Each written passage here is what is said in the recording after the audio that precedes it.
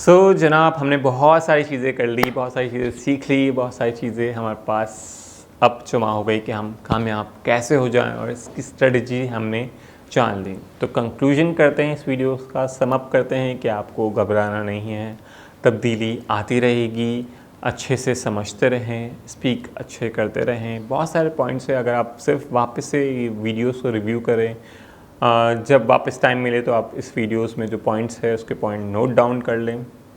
तो जो level of things मैंने आपको बताए हैं अपनी लाइफ के डिसीजन के लिए, तो अपने आप की रिस्पॉन्सिबिलिटी आज से लें कि आप रिस्पॉन्सिबल हैं, कि आप कहें कि मैं अपने आप के लिए रिस्पॉन्सिबल हूँ और मैं चीज़ें करूँगा वाकई में, या करूँगी। तो जैसे आप ये चीज़ें करेंगे, अपने आप को खुद ही महसूस करेंगे कि आप चीज़ें कर पा रहे हैं, और नहीं कर पा रहे तो आप मेंटोर लेंगे, मेंटोर नहीं ले पाएंगे तो उसकी गाइडेंस कैसे लेंगे। सो प्रोसेस ऑफ लाइफ में सक्सेस के लिए ये सारी चीज़ें बहुत ज़रूरी हैं।